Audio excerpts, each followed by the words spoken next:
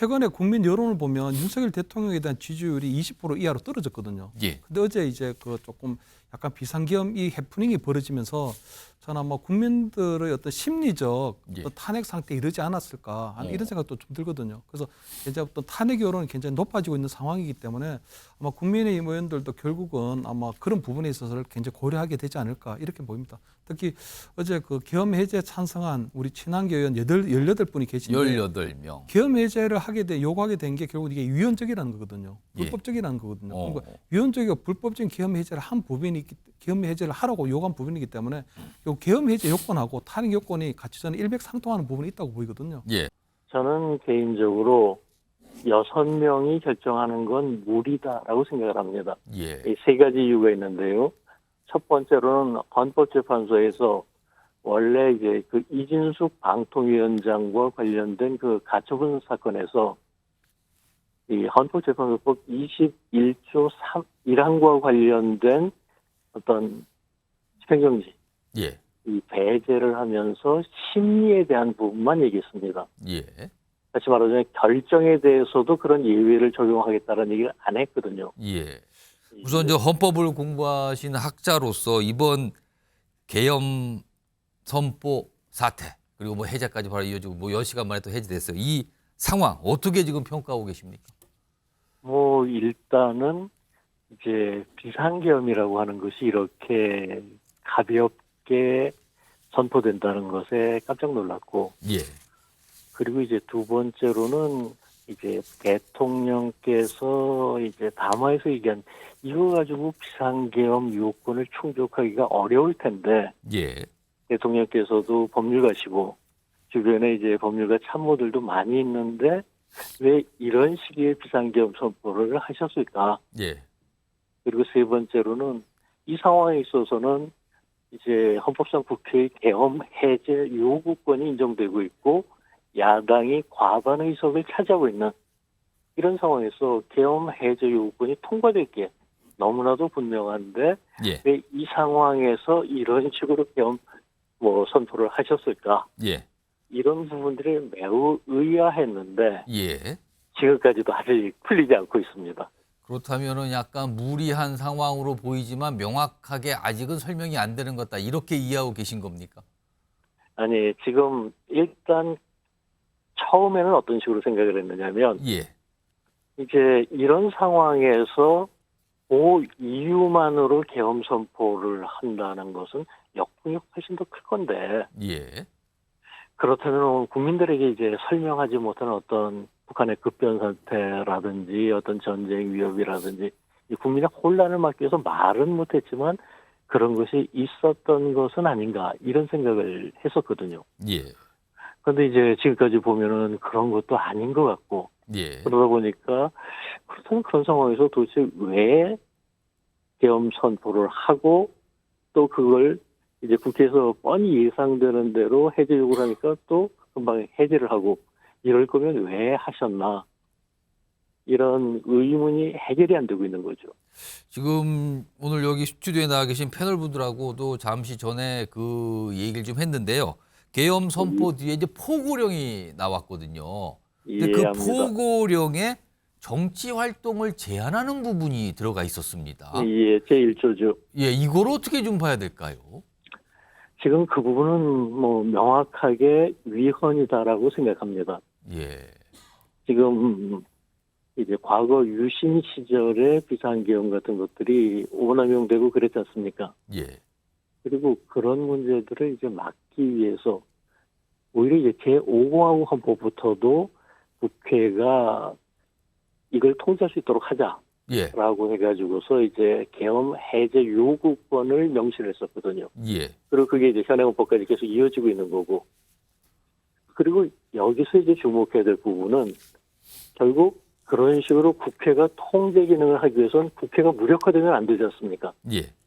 그래서 이제 헌법과 계엄법에서도 이 정부나 법원의 권한에 대해서 여러 가지 조치를 할 수 있도록 하면서도 국회의 권한은 건드리지 않았습니다. 예.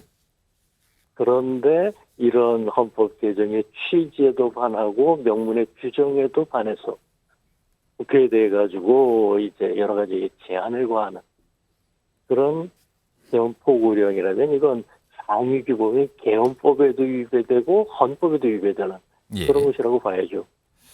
자, 오늘 야당들은 윤석열 대통령에 대한 탄핵 소추안을 국회에 제출했습니다. 그리고 예. 내일 본회의 보고 그리고 그 이후에 표결 이런 걸 지금 예고하고 있는 상태인데 계엄령 선포를 한 행위 지금 설명을 아까 좀 해주셨는데 이게 탄핵 사유가 될 수 있다 이렇게 판단하십니까? 아니면 어떤 다른 의견을 갖고 계십니까? 일단 헌법 제65조에서 규정한 요건이 두 가지가 있습니다. 예, 하나는 직무집행에 관한 것이고 다른 하나는 위헌, 위법한 행위. 예, 이 두 가지 요건을 갖추고 있다고 봅니다. 아, 그런데 이제 헌법재판소 판례에서 지금까지 일관된 판례에서 하나의 요건을 추가한 게 있습니다. 예, 그 불법의 중대성, 즉 소추 대상자를 파면시킬 정도의 중대한 불법이어야지 예, 사소한 불법은 안 된다. 예, 이건 노무현 전 대통령 사건부터 시작해서 지금까지 계속되고 있거든요. 예, 이 부분에 있어서 조금 논란의 소지가 있다고 보입니다. 불법성, 이 중대성에 대한 비상계엄 부분. 같은 중대한 이 헌법상의 권한을 갖다가 너무 경솔하게 행사했었다. 예, 이렇게 보면 이건 중대한 불법 아니냐라고 볼 수 있는 여지가 있고요. 예, 그런데 이제 또 다른 한편으로서는 이제 이게 불과 몇 시간 되지도 않아서 해제되었고 예, 국회가 이제 해제 요구했었을 때 뭐 병력을 동원해가지고 저항하거나 뭐 이런 거 없이 바로 해제한 이런 점에 비춰본다면 오히려 이거는 중대한 불법은 아니다라고 볼 수 있는 여지도 또 있거든요. 예, 그러니까 이제 헌법재판소에 가서 이 두 가지 요소 이 중에 어느 쪽에 더 방점을 두느냐에 따라서 예. 판단은 좀 달라질 수 있다고 봅니다. 아, 그러니까 쟁점이 될 수 있는 부분을 설명해 주셨는데 그런데요, 지금요, 이 윤석열 대통령에 대한 탄핵 소추안이 국회를 통과됐다라는 가정을 하면 이게 이제 헌법재판소로 가게 되는데 지금 헌법재판관이 원래 전체 9명인데 지금은 6명만 있는 상황이거든요. 그런데 뭔가를 논의하면 예. 7명 이상이어야 되는데 6명밖에 되지 않는 상황에서 헌법재판소의 심판이 이루어질 수 있는가? 이게 지금 어떤 논란 또는 쟁점으로 떠올랐습니다. 이건 어떻게 판단하십니까? 저는 개인적으로 6명이 결정하는 건 무리다라고 생각을 합니다. 예, 이 세 가지 이유가 있는데요. 첫 번째로는 헌법재판소에서 원래 이제 그 이진숙 방통위원장과 관련된 그 가처분 사건에서 이 헌법재판소법 21조 3 1항과 관련된 어떤 집행정지, 예, 이 배제를 하면서 심리에 대한 부분만 얘기했습니다. 예, 다시 말하자면 결정에 대해서도 그런 예외를 적용하겠다는 얘기를 안 했거든요. 예, 그리고 그것은 심리는 재판 지연 때문에 이제 계속해야지 안 그러면 이 헌법재판소가 모든 사건에 대해서 개점 휴업이 되면 국민들의 피해가 너무 커진다. 예, 이게 이제 이유였었고요.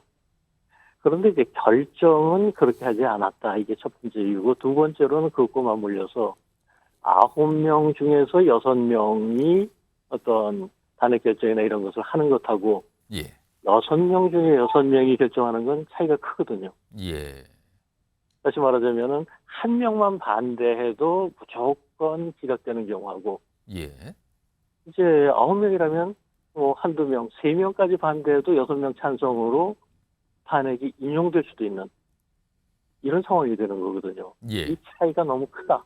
음, 그리고 물론 이제 민주당에서 예, 헌법재판관 선출을 갖다가 미뤄왔기 때문에 자업자득이다 얘기할 수 있는 부분이 있지만 예, 그럼에도 불구하고 이제 이 부분을 가볍게 여길 수는 없다라는 것이 두 번째 이유고요. 예, 그리고 이제 세 번째로는 지금 국회에서 여야 합의로 어찌됐건 후임 재판관들 선출하기로 했는데 예, 이제 빨리 진행된다면 한 달 내로 끝날 수 있을 거거든요. 예, 그런데 그 한 달을 못 기다리고 바로 결정해 버린다.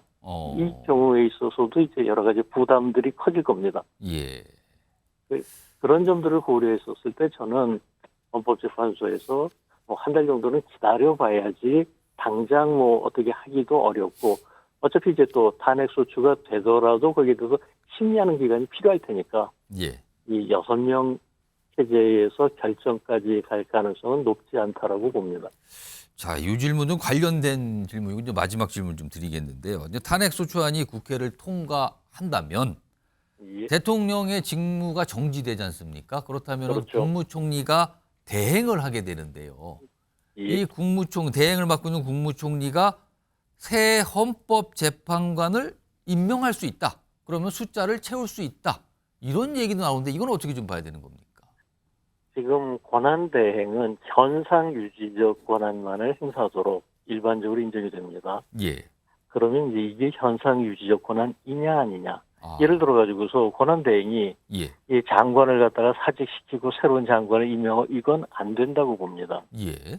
마찬가지로 대통령 몫의 헌법재판관이라면 이걸 권한대행을 하는 국민총리가 이건 내가 잘하는 사람 이제 헌법재판관으로 심어놓겠다 이렇게 하는 것도 문제가 있겠죠. 예. 그런데 이번에 이제 3명 헌법재판관 문제되는 부분은 전부 다 국회 선출 몫이거든요. 그렇습니다. 그렇다면 이 대통령의 권한은 그냥 형식적인 임명이지 실질적인 선출이 아니기 때문에 아, 이거는 이제 그렇게 큰 문제는 아니다 이렇게 볼 수 있습니다. 현상 유지 차원으로 해석이 가능한 대목이다 이렇게 보시는 거네요. 예, 저는 그렇게 봅니다. 그렇군요. 지금 이게 탄핵 소추안이 국회에 제출됐고 그 위에 어떤 절차가 예고됐지만 그 위에 이제 헌법재판소의 구성 문제 등등도 이런 게 좀 여러 가지 좀 쟁점으로 남아 있는 것 같습니다. 알겠습니다. 예. 오늘 말씀 여기까지 듣도록 하겠습니다. 지금까지 고려대 법학전문대학원 장영수 교수였습니다. 고맙습니다. 예, 감사합니다. 자, 여당 얘기 좀 해볼까요? 어제 추경호 원내대표 목소리를 냈고요. 국민의힘 의원들도 여러 가지 모습이 좀 있었거든요. 그 모습이 좀 묶여서 준비가 돼 있는 게 있는데 먼저 확인해 보겠습니다. 갑작스러운 사태 때문에 한 군데 모여 계시지 못하고 또 모일 수 없는 상황이 됐습니다. 그럼에도 불구하고 지금 3층에서는 앞으로 이 문제를 어떻게 저희가 바라보고 대처해야 되느냐 하는 논의가 있었습니다. 국민들께 심려를 끼쳐 드린 점에 대해서 죄송스럽게 생각을 합니다. 그리고 이러한 일련의 사태가 발생한 데에 대해서 매우 유감스럽게 생각을 합니다. 그 원내대표님과 전혀 사전에 의견 교류는 없었다고 봐야 될까요? 네, 저도 뉴스를 보고 알았습니다. 자, 그리고요. 한동훈 대표도 여러 가지 회의를 거치면서 3가지 제안 뭐 이런 얘기를 좀 꺼내놨거든요. 그 목소리도 들어보죠. 최고위원회 그리고 의총에서 3가지 제안을 드렸는데요. 첫 번째가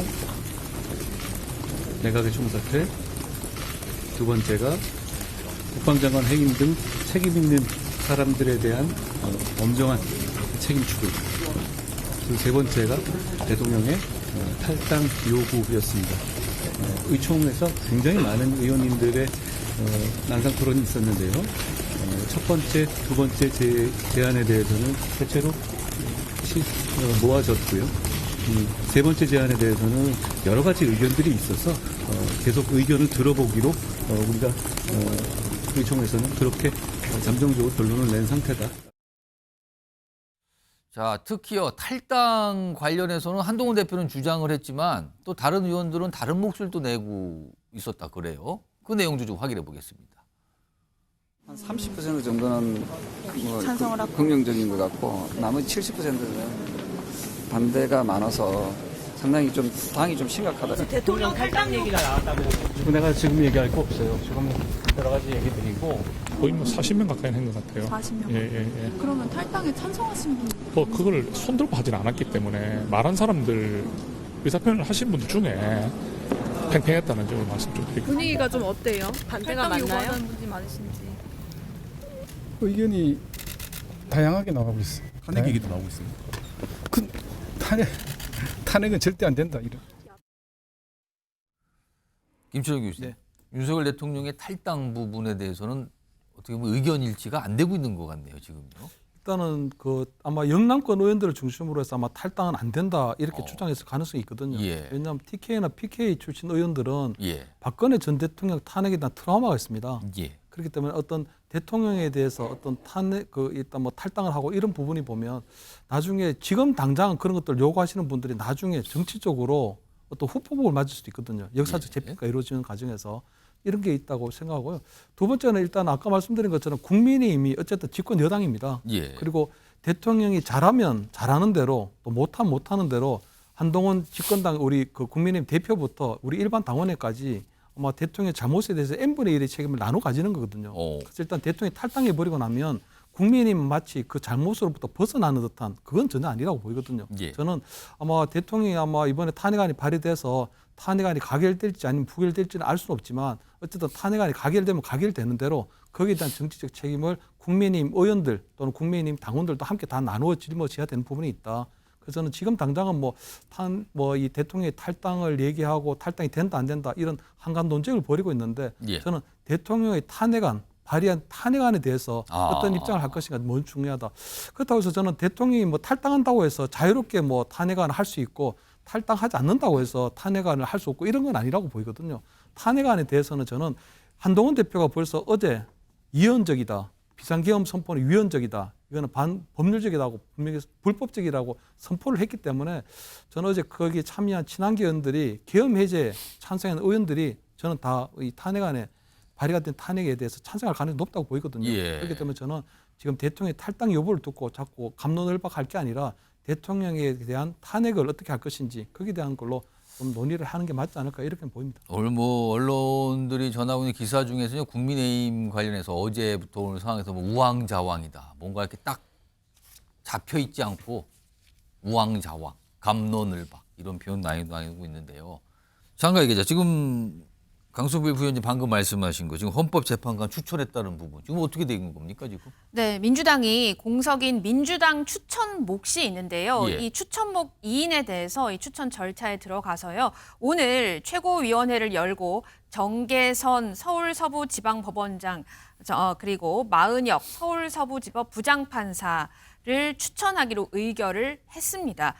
다만 정당이 추천한 후보자도 대통령의 임명을 받아야지 헌법재판관으로 활동을 할 수 있거든요. 예. 윤석열 대통령이 임명을 만약에 거부하게 된다, 그러면은 공석이 계속될 수 있습니다. 이와 관련해서 민주당에서는 탄핵이 국회에서 의결이 된다면 예. 윤석열 대통령의 권한이 정지되는 만큼 예. 헌법재판관 임명을 발목 잡기는 어려울 것이다. 이런 전망이 강하고요. 예. 그리고 박근혜 정부 때를 좀 말씀을 드리자면 민주당 몫의 재판관이 임명이 되더라도 이 6명 이상이 탄핵에 동의하느냐 이거는 좀 다른 문제인데 예.